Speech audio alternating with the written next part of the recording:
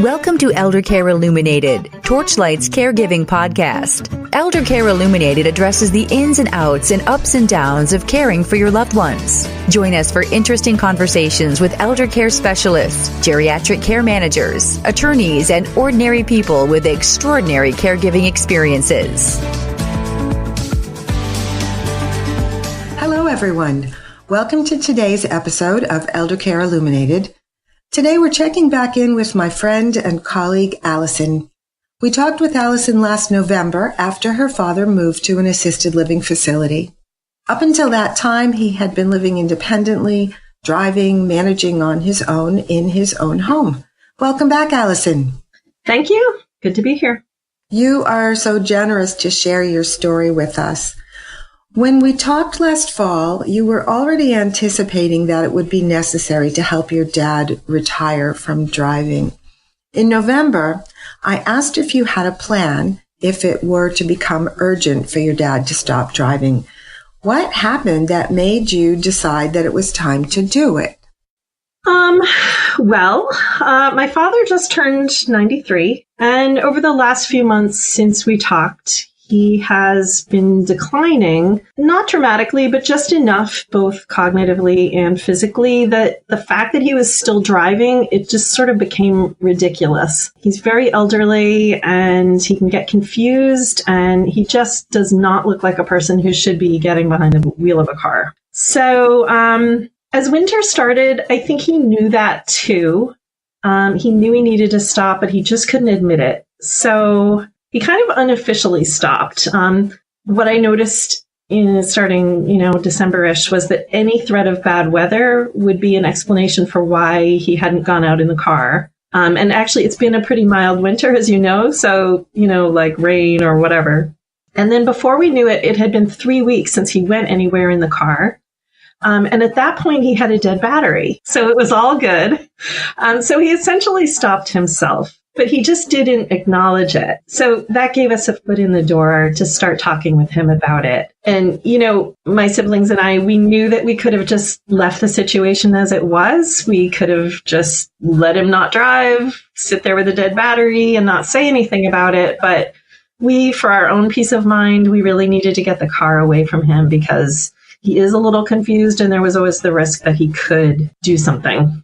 That was really a gift from him for that to happen. And you didn't have to deal with that confrontational aspect about not driving. I mean, we did still have some discussions, which I'll tell you about. But yes, it was sort of a fade out thanks to the weather and the dead battery and all of that.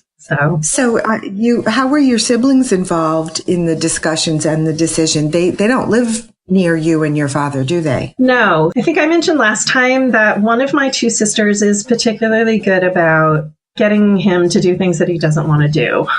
She's the one who got him to agree to put my mother into assisted living for memory care, and then several years later to agree to it for himself. So luckily, she came for a visit on the weekend of February 2nd. So this was just, a little over a month ago. She lives in Arizona and she came up for a visit. And my brother lives in Connecticut. So he also came up to see her. So 3 of his 4 children were with him that weekend. And he was kind of rattled by all the visiting. He tends to get a little bit kind of out of sorts when there's a lot going on around him. And so my brother and sister and I, when we saw him that weekend, we just sort of said to ourselves, this is it. We cannot end this weekend without getting the keys. So that's how it came about. Did you actually have a conversation with all 4 of you in the room, or did you finesse it? Or did you leave it to the sister with the magical powers? Sort of both. That was a Saturday, February 2nd. And then that night, my sister and brother went without me to breakfast with my father. And the basic plan was that they were going to tell him that he should give me the car as a thank you to me for all that I've done for him. I have a teenage daughter who's going to college next year, so it would be very helpful for me to have a third car, but I don't need one for very long. So it would have worked out very well if that car was a healthier car for me to take it. That worked, basically. I think he needed an excuse, and that worked as the excuse. So, and really, that doesn't matter. That allowed him to feel good. Yeah, right. And I think that's because the whole decision to stop driving is so fraught in our society. That was a great way to help him and your brother and sister to sort of say, yeah, let's do it. And I know from talking with you last time that you had a similar thing in your family. So I think that definitely works. Giving it to a teenager or giving it to a family member for their benefit is definitely a good route to take. And how did he respond to that suggestion? Well, my brother went home and I was home, and my sister was with him for the rest of that Sunday into Monday. And they continued to have discussions about it because he was wavering, but also because he has some memory issues. So he would forget that he had agreed to it, which is sort of an ongoing problem in other ways. But anyway, ultimately, by the time she left, he had agreed to it. And so my husband and I wasted no time. We went up there like the following Tuesday and got the keys and had AAA come and jump the car, and we brought it to our house. And now you can deal with it in your own time. Unfortunately, as it turned out, we took it to a garage to kind of get it looked at, and they said it wasn't worth putting any money into, so we have donated it. And so it's a happy ending because we got the car and nobody was hurt. And I know in this area, we've had a number of kind of high profile accidents, which focus on, or which have been the result of someone driving who shouldn't be driving, whether it was because they were ill or incapacitated in some way, or elderly and no longer able to exercise good driving skills or good judgment, which, resulted in other people being hurt or killed. So that is a happy ending. So it sounds like things are really changing right now for you and your father. Stopping driving is a big step. Are there other areas of life where you are becoming more involved? Yes, this has been a really tough time period. I've had other tough time periods with my parents, but this is definitely one of them. My father has declined cognitively and is no longer able to manage his finances, bookkeeping, appointments, that type of stuff. And he's made a couple of mistakes. He actually put quite a bit of money into the car just before we took it, which was a mistake because it was just putting good money after bad. And he's made some credit card mistakes. He overpledged to a charity, and it's just time for me to take over that work from him. And it's hard because it's hard logistically. It's a lot to do for me, but it's also hard because that's one of his major purposes in life. It's like his hobby. How did you learn about these things? Because for some people, this can be going on for quite a while, and family members wouldn't know about it. How did you discover these issues? Well, actually, I think that's the case. I think it probably was going on a bit more than I realized. But it finally started because he would call me. There's an element of paranoia in this. So, well, just to give you an example, he called me afraid that the person cleaning at his assisted living had stolen his bank book.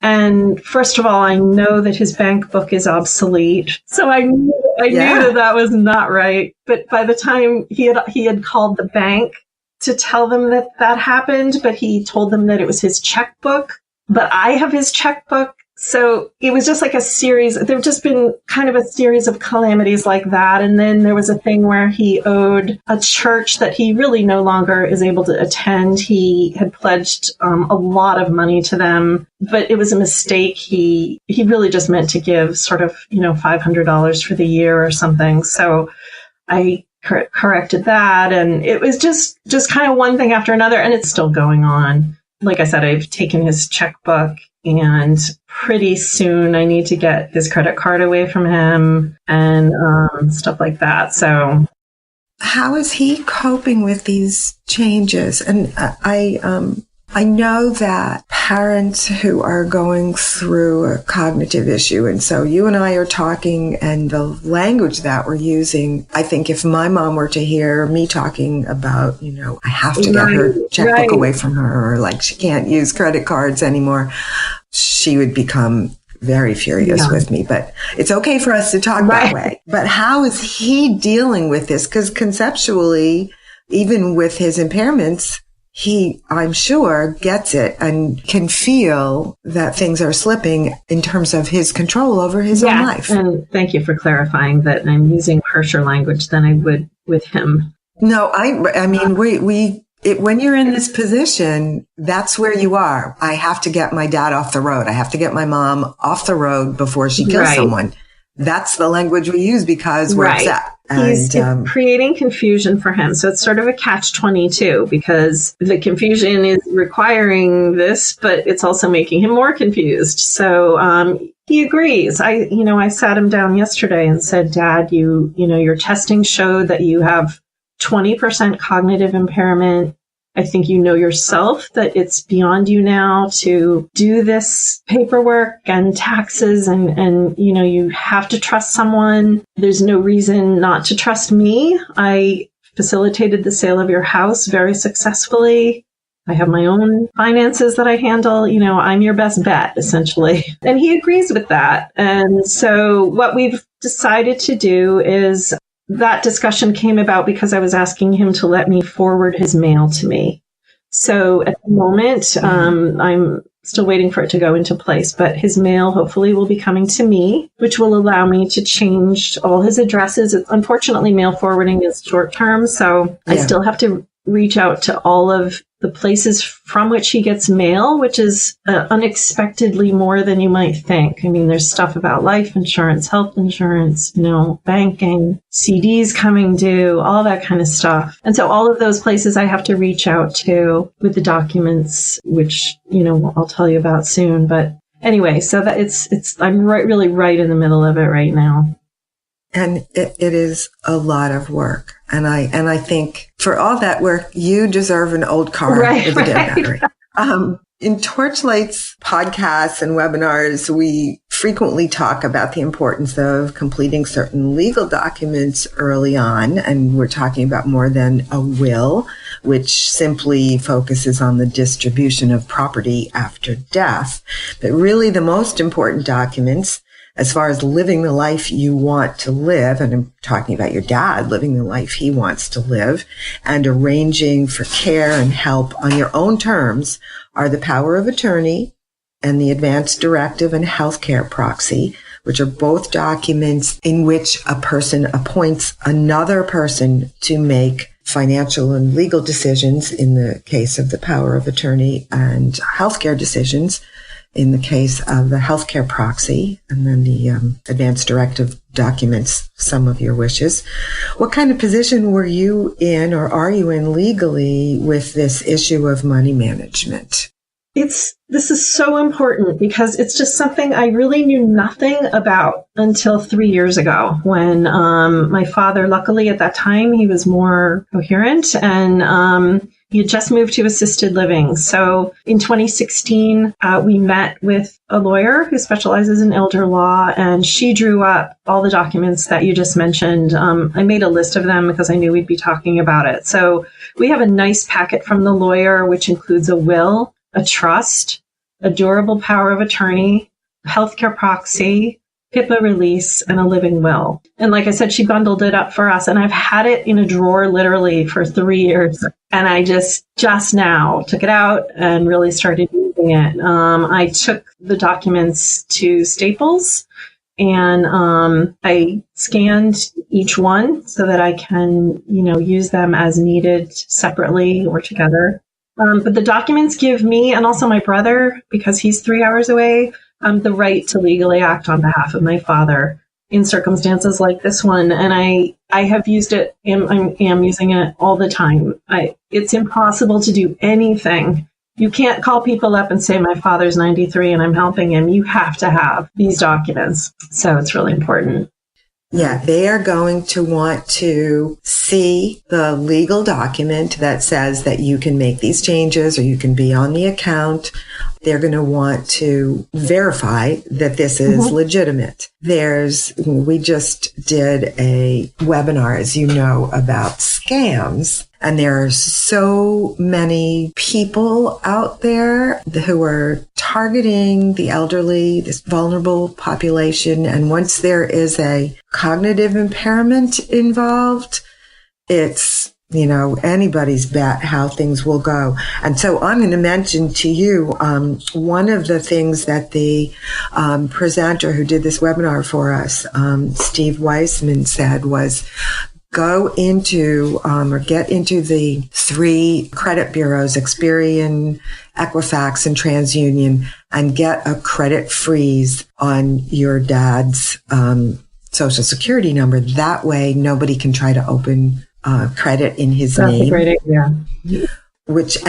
And even when after someone has passed away, that's one of the things that you should do because, believe it or not, people are out there. They read the obituaries. They know that someone has died. Somehow they get in there and they can open a credit card account in somebody's name. So I think, you guys should think about doing that. Definitely. And the other thing that I did that was really, really helpful 3 years ago, my father and brother and I went to each bank in which my father has something like a CD or an account or whatever. For whatever reason, I don't know if it was a generational thing, but rather than consolidating in one bank, my father was dealing with several. And so he put us onto those accounts as part of a trust. So I can actually access those accounts even without the power of attorney. I'm literally on those accounts. So that's super helpful. So you have the ability to pay bills without making any changes right now. And I do, when my family went through this with my mom, one of the things that we did was we put certain kinds of things on auto pay, some standard things, and we checked in with them periodically, but like the telephone bill or the heat and electric while my mom was still living in her own home, that was easy enough to do. Right. You have mentioned that you have several siblings. How has this kind of stepped up level of involvement, especially in money matters, has that affected the relationships among the 4 of you? No, I'm really lucky. My siblings so far really defer to me, since they know I'm the closest to the situation and they appreciate what I do. And, I should say that although I'm more involved with my parents, or our parents have been on me, they have in-law situations that they're dealing with. So it's not like I'm doing all this work and they're, out in the world having fun. They've got their own problems. But anyway, yes, my in terms of my siblings, they defer to me, but it's also been really important to me to be transparent with them. So they know whatever they want to know. They know I've shared with them where all the accounts are, how much is in those accounts, everything. So I hope it feels very transparent to them. I wouldn't want anyone to ever think that I wasn't handling the money correctly. Yeah.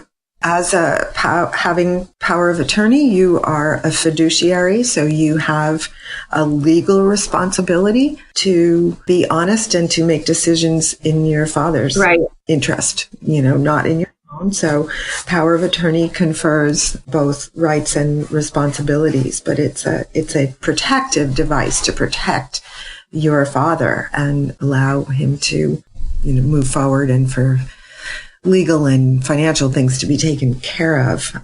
Now I'm going to put you on the spot, Alison. Have you and your husband put your documents together? Yes, we have, interestingly, but it's been a while. Our daughter just turned 18 and we did it when she was born. So we do have some work that we need to do to update all of that. But one thing I did do recently, because my daughter's 18, I was aware that she's now a legal adult and I can't make decisions for her.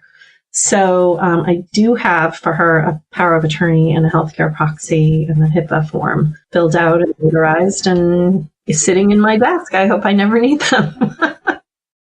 That is really good. And that HIPAA release form, really, really important. Something happens and she ends up in the ER and can't speak for herself or, needs mom and dad in there with that HIPAA release form. The doctors and everybody will talk to you and you can talk to them. So good work, Alison. I put you on the spot, but you have the right answer. Well, I do need to update our stuff, but yes, we do have something in place and we only have one child. So perhaps that makes it easier. Yeah. And they say after the age of 65 that you should probably check your set of documents every 5 years or so. I remember my grandmother had a folder in her desk called End of Life.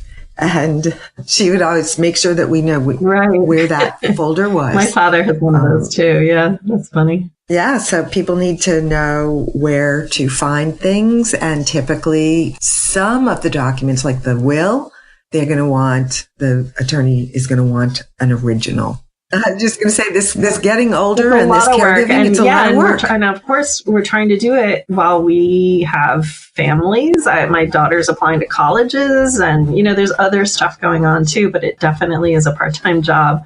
But I was going to add another thought on the preparing for death stuff is that my husband and I need to sit down and organize our passwords so that we can get into each other's stuff if something happens. And I don't think people do that enough. And I know I haven't, but it's really a thing, It is. Yeah. It's a new thing. There's this whole digital afterlife that you have to think about. So, oh gosh, yes. As I think about that for myself, it's hard enough managing your passwords while you're alive and we're constantly changing passwords and changing accounts. And I would bet that for most of us, we have online accounts that we don't even remember we have anymore. I know I've had Facebook happy birthday greetings or LinkedIn, anniversary renewal, job anniversary announcements from people who have died. So it's definitely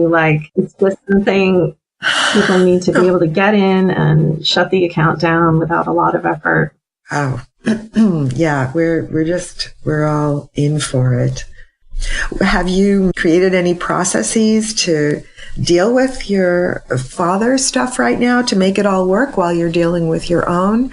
And lucky you're going to have, the whole college stuff to take care of. Well, it's still very new for me, but like I said, I did just a few days ago set up mail forwarding. So I think that's going to be really helpful to me because the dynamic has been that he's getting mail an hour away from me that's confusing him, and he calls me and there's nothing I can do about it. So my goal is ultimately that he will have a clear desk and I'll have some sort of system developed. So I might even get a separate little filing cabinet for just his stuff. At the moment, what I'm doing is just one at a time. I have to contact, MetLife and find out, okay, what's your process for changing my father's address? Then I have to, it's usually either fax or email or regular mail that I have to send the power of attorney and then whatever form they have that I have to fill out. And I have to do that for each thing. So I've got some work ahead of me. What I don't know is how long is it ongoing, or maybe once I get everything set up, then it'll be pretty much automated. I don't really know what I'm facing there, but I definitely need to figure out what my process is. And I'm sort of an organized person, so I'll come up with something. But I also have to convey to him a level of trust that I do have a system. So that's part of it too. He doesn't understand online. So, he's angry at me that I'm not keeping his checkbook the way he would expect that I would. So yesterday I had to kind of log on and show him, not only can I see your transactions, I can actually see a picture of the check. And so that's great, except he won't remember that. So it's difficult. No. And there's a limit to what you want to print out and leave there if it has account numbers and things like that on it. I know when my brother and I started paying bills for my mom, we did keep the checkbook for quite a while. I think I probably mentioned this maybe in a previous podcast. We started out by, we would write the checks and she would sign them and I'd fill in the checkbook. Eventually, because of her significant cognitive decline, it could all become online at some point, but it was important to make sure that she trusted and saw that what was happening was, it was going the way it was supposed to go.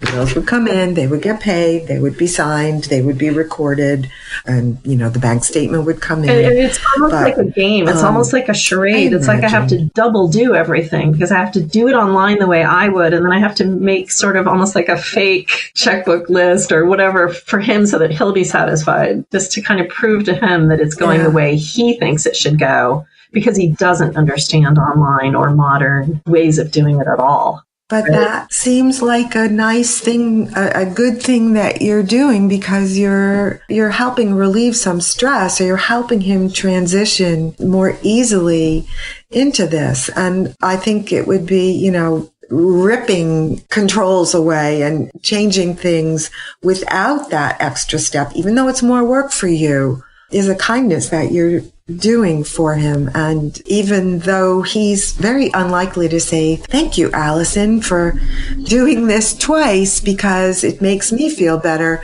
you're doing right. It's a good reminder hearing you say that, because I do need to be a little better about it. I'm pretty good about it, but when I see him, I'm also sometimes in a rush, sometimes a little frustrated. And it could be even better about kind of massaging that situation than I am. Well, we all do the best that we can, and don't strive to be perfect, because you're not going to get there.